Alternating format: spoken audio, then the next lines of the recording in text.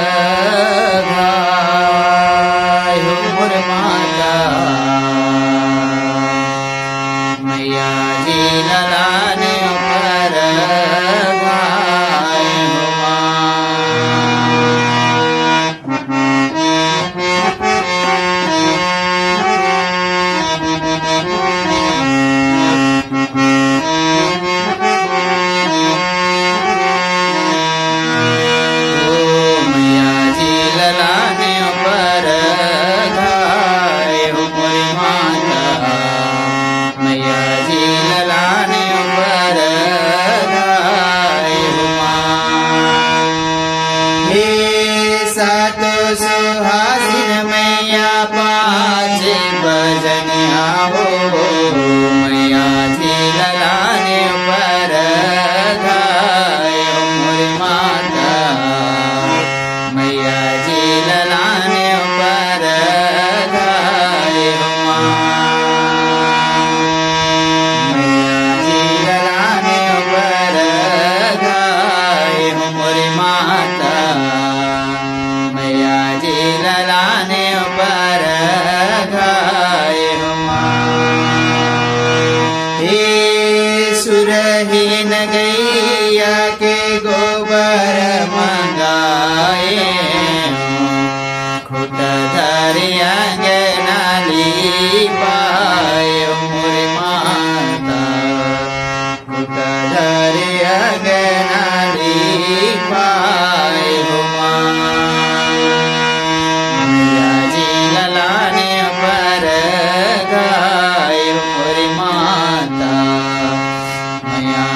ललाने पर घाय हो गज मोतियन के मैं चौक पुराए, सोने कर कर सजराए मोर माता। सोने कर कर सजराए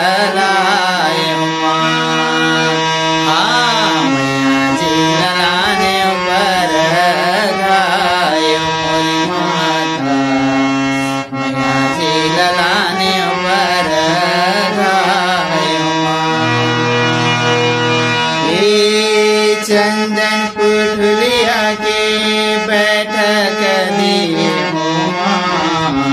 भवार जी उतारे मोर माया।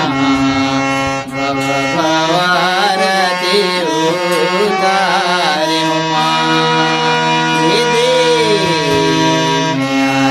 ललाने पर घाय मोर माता। मैया जी ललाने पर घाय हो हे कपिलन गैया के गोबर मंगाए, मैया जी के चरण पखारे मोर माता। मैया जी के चरण पखारे ललाने पर घाय मोर माता। मैया जी ललाने पर घाय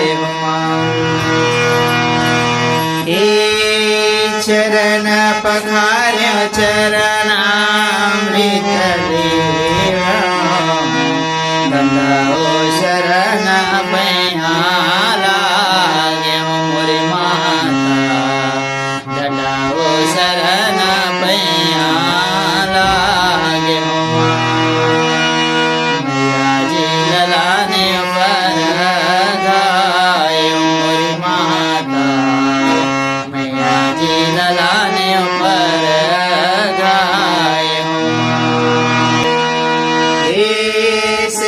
नहीं तो जाने माता पूजा नहीं तो जाने नहीं तो जाने मारा मातो मारे मोरे माता नहीं तो जाने मारा मातो मारे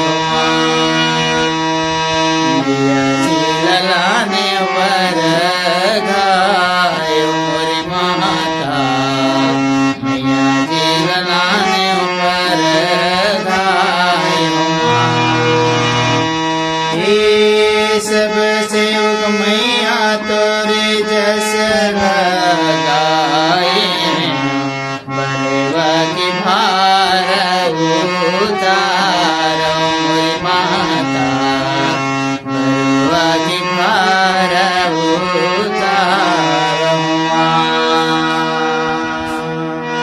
हे हाथ जोड़ मैया तोर विनती करत हो जय के जुड़ाओ गला जो मोरे माता जय के जुड़ाओ गला जो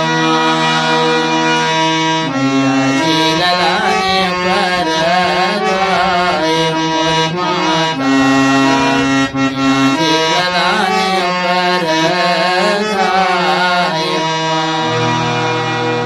मैया जी ललाने पर